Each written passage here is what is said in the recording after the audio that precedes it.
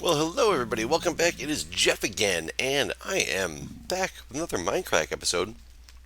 And I've just made a horrible, horrible mistake, but I seem to be okay. I was digging my way out to my other portal that's here and realized I was still in the ceiling and had died after I had already made my path down and hadn't really done that good of a job in making a spot for me to get back out. So I ended up coming from up there. Let me mark this somehow. Guess that really won't work. Ow.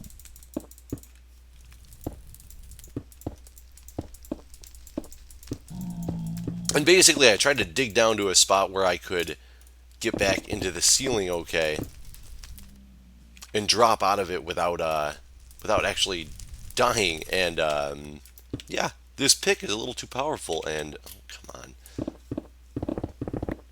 this pick's a little too powerful, and I'm stuck in one of these stupid chunk airs. Oh my god, I can never get out of this. Either way. Oh, good god. Okay, guys, I'll be back. Okay, guys, I'm back. That's something that's got to get fixed eventually. I'm not making. Oh, Jesus.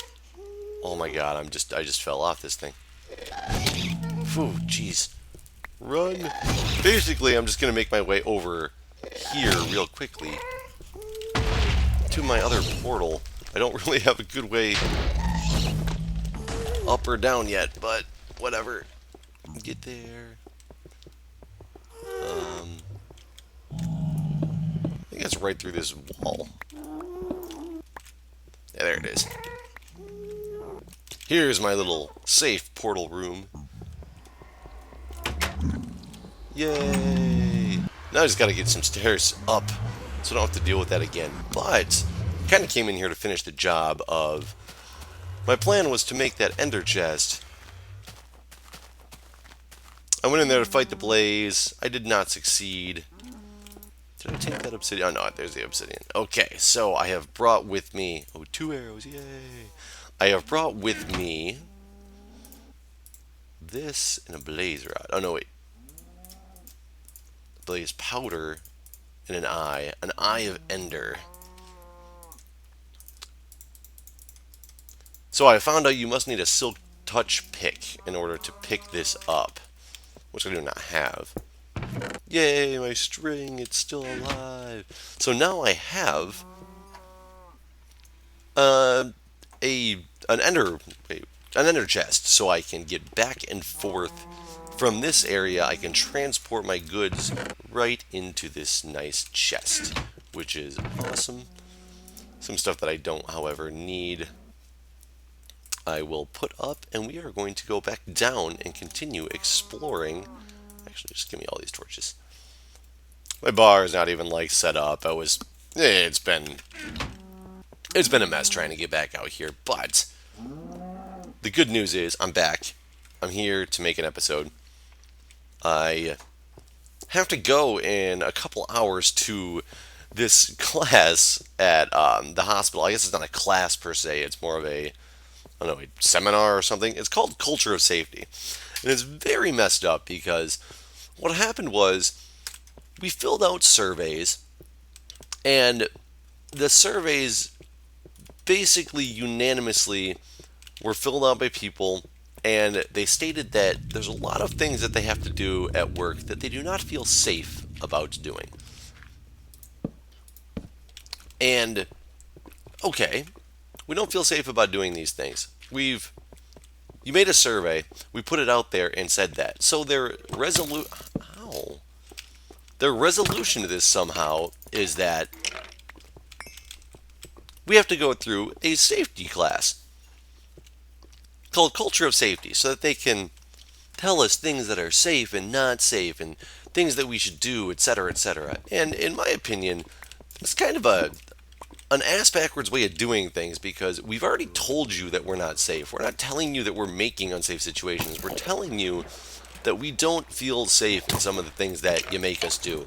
So somehow telling us what's safe and what's not safe is their solution to this. It's like a big a requirement. I don't know if it was from JACO or the DOH based on these surveys, but it's kind of like we're already telling you we don't feel safe.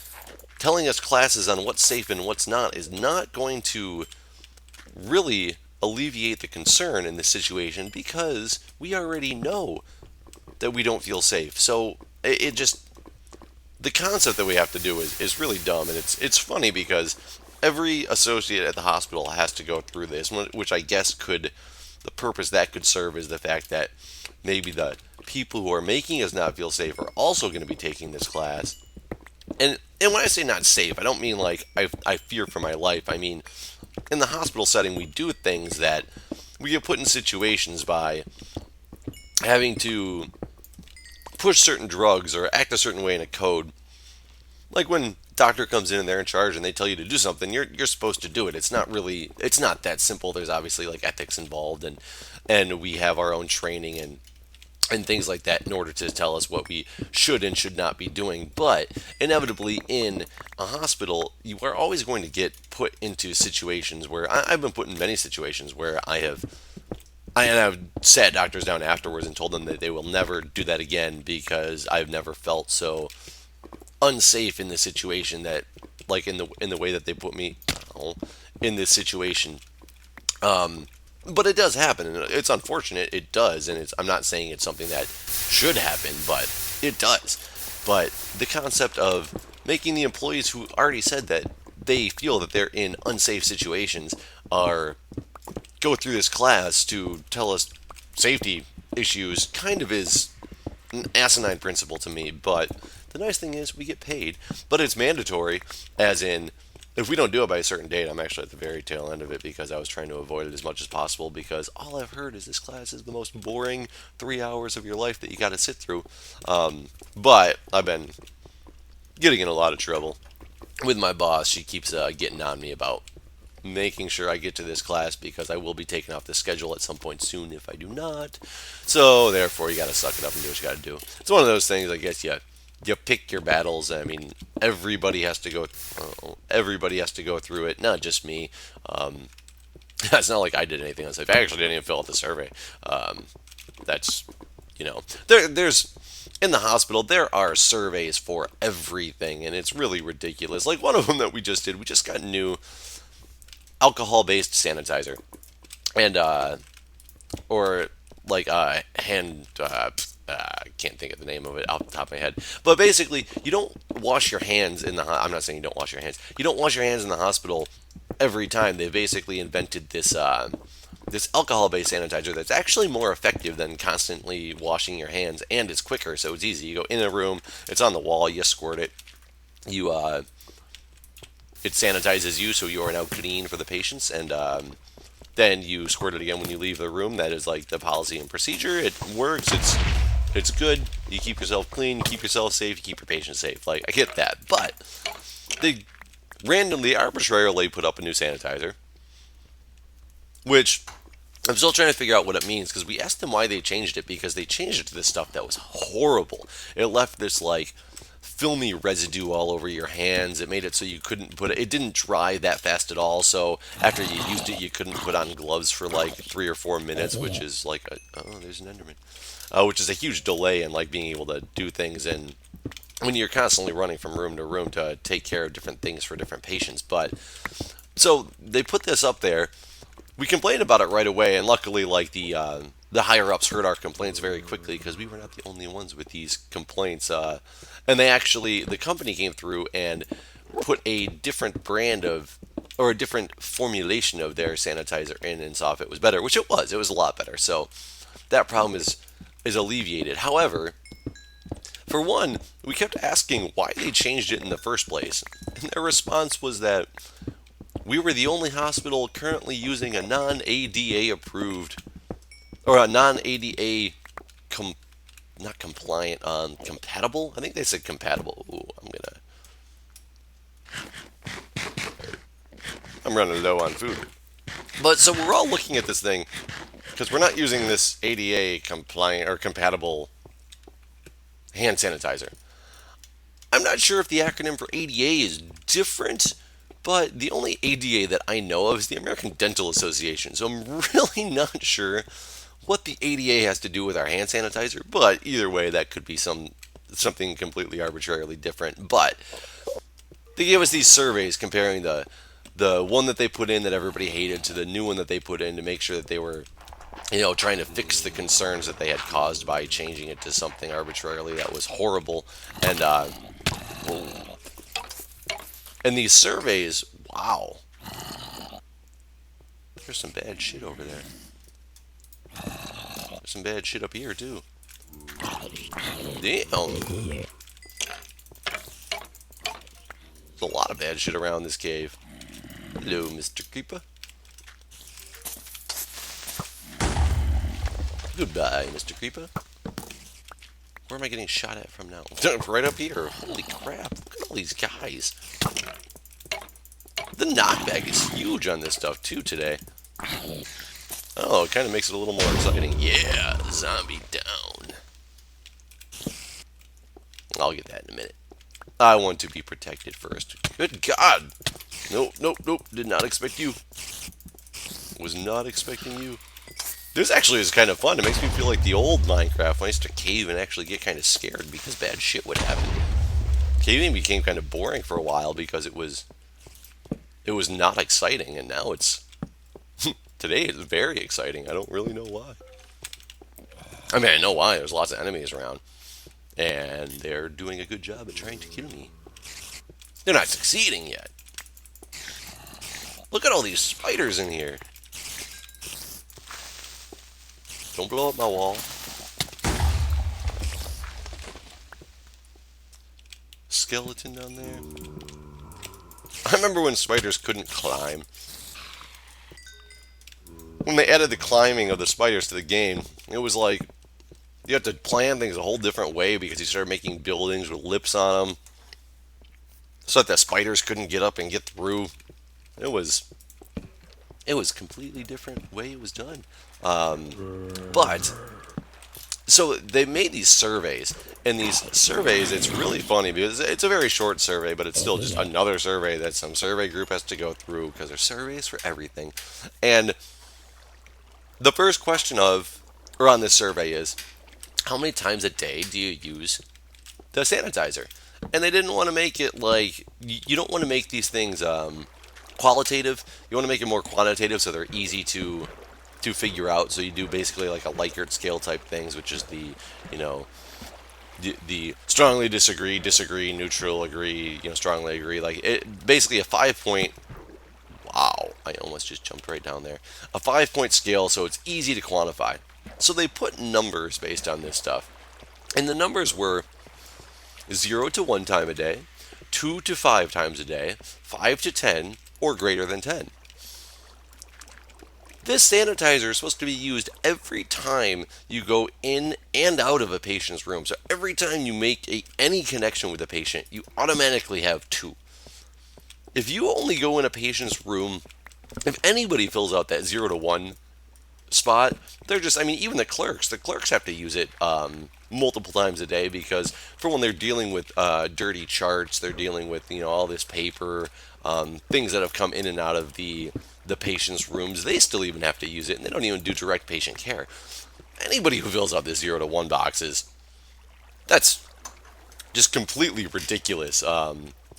So 90% of their responses are going to be this greater than 10 because that's even, I would say that I use this stuff 100 times a day at least, probably. So, granted, I am in the route of direct patient care, but 100 times a day is tenfold higher than the highest survey scale that you can even put on there. So it's just the design of this survey that they had to make was just, it was poor. It was very poor. Oh. Yeah, take that. I'm collecting arrows. God damn it. I don't even know what my goal is down here. I'm just kind of here collecting resources and talking to you guys. Bring you down to my level. Hey, get down here. Get down here. I want to fight you face to face. Yeah, that's right. That's right. What you got? What you got? What you got? Yep, you got me. They have everybody knows in Minecraft skeletons have aimbot. They just, Jesus Christ. Ooh, no. I got another sword. I just don't have time to grab it right now. There we go.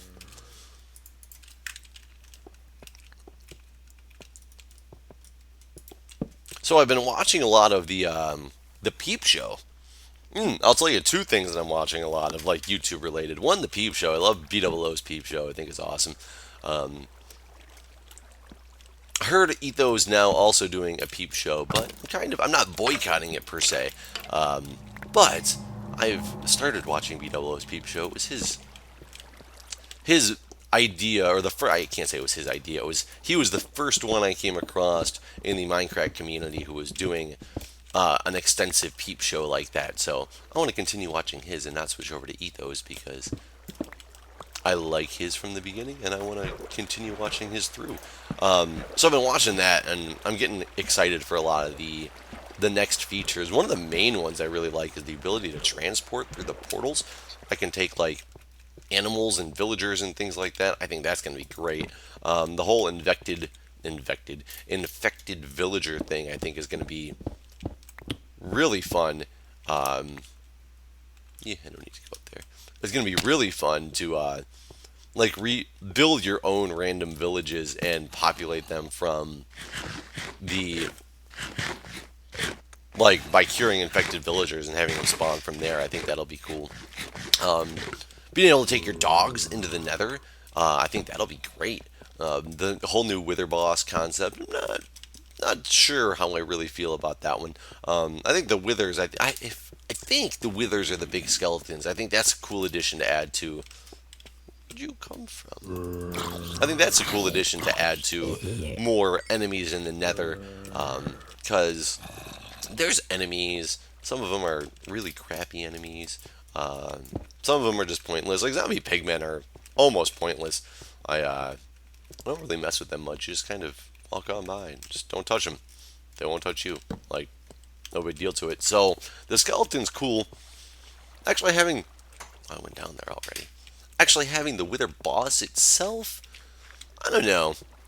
I guess I just got to see how it's truly implemented. I haven't seen. I heard Etho took one on, but I have not yet watched it because I'm kind of waiting for BWO to start up his single player Let's Play series in order to go with that. Oh, speaking of other Minecrackers and things like that. Apparently, there was a podcast recently because I got a lot of hits and comments on one of my very old videos, which I think is great for me because it might not necessarily have everybody, but it might have changed some of the perceptions of some people. Constantly, my biggest comment is that people make to me is, why don't I get in on the prank wars? Why do I never prank people? And I've said before, I just need the time to be able to like plan and get a good prank and everything involved. But I want to get back into the prank wars. That was fun.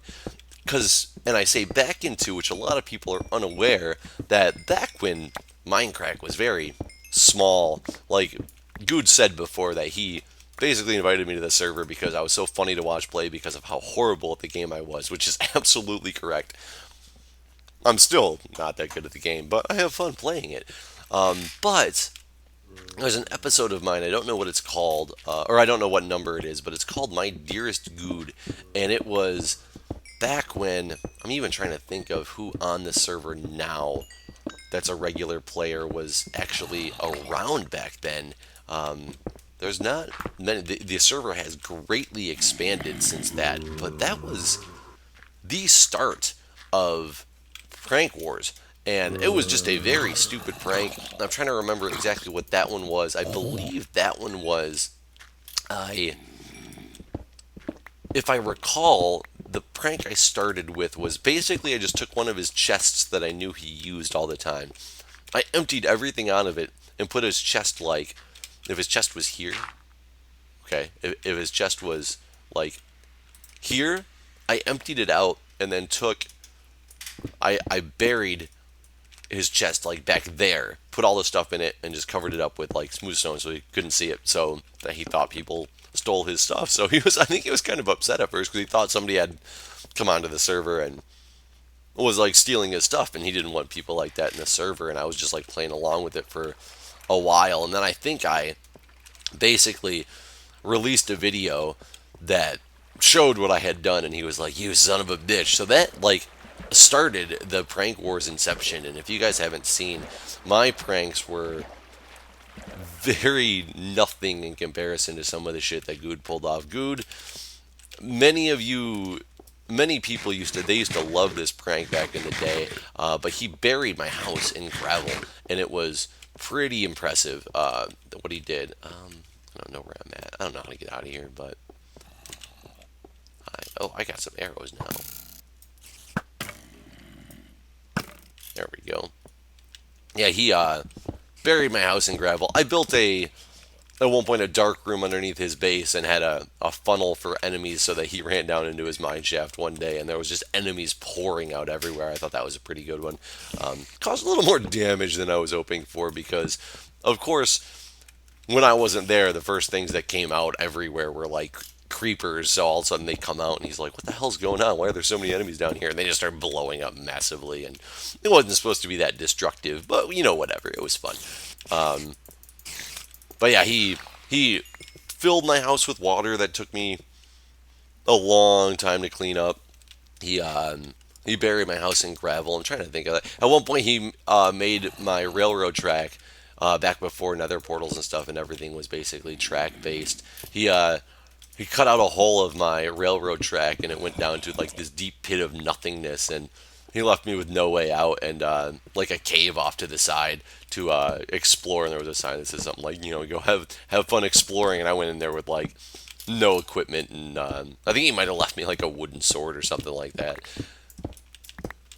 down there. Like it was funny. But prank wars back in the day, I was an integral part of prank wars. I'm one of the reasons that they got started in the first place. But that was a long time ago. That was long before Vintage Beef, Paws, Etho, any of them were part of the Mindcrack community at all. It was I don't even know if I knew who they were at the time. I knew who Etho was at the time, but he was more at that time. Etho was more of this elusive character that was just like this Minecraft redstone like building genius that I never thought would be somebody who would be in the same community as. I'm actually kind of lucky to probably still be around this community because of my lack of dedication to it. But unfortunately, I do have a full-time job with... Oh, there's a slime.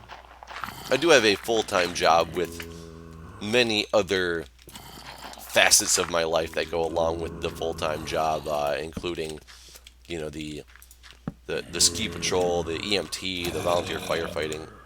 Ooh.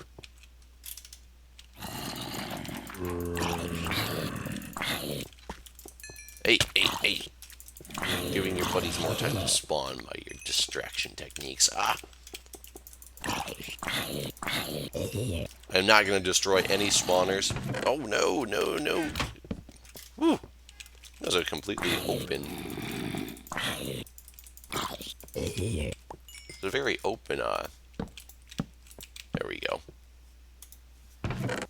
So iron, a bucket, some bread and some wheat, a saddle.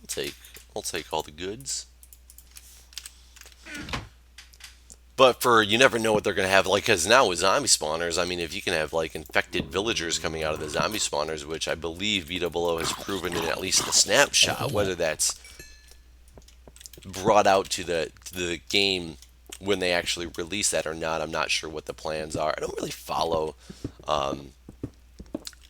reading up on what's going to happen next. I just kind of rely on watching other people with the snapshots to know what's coming and things that are going to be happening with this game.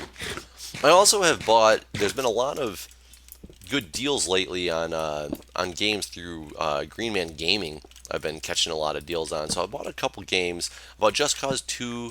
I bought Quantum Conundrum, I believe is the game. I just recently bought another game that I don't even know. I haven't even put the key in yet, but it was like $1.75 or something. So when I get some time, I might also start making some different kind of Let's Plays of different non just Minecraft style, even though I know everybody loves the Minecraft. And every time, inevitably, there's people find out about me as I release a video because I don't know if somebody makes a comment about my video or they just happen to come across me, or if they do like a Mindcrack tag search or something and happen to catch a new video. But every time I put up a new video, I get subscribers in the same comments of, I didn't know you were on Mindcrack, or when did you get on Mindcrack, or how did you get on Mindcrack? I want to join because they think I'm like this brand new addition. I've actually been around the server for quite a long time, so people who are asking how you get on, you can't just get on. Occasionally, there's contests that are held to let people on the server.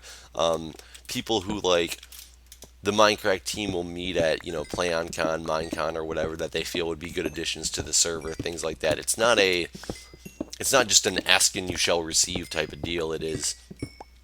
There are times that people do get added onto the server, but you got to watch mainly like Good's videos. He usually talks about when he's going to be adding new people on and around, and how it's going to be done and preparing and things like that.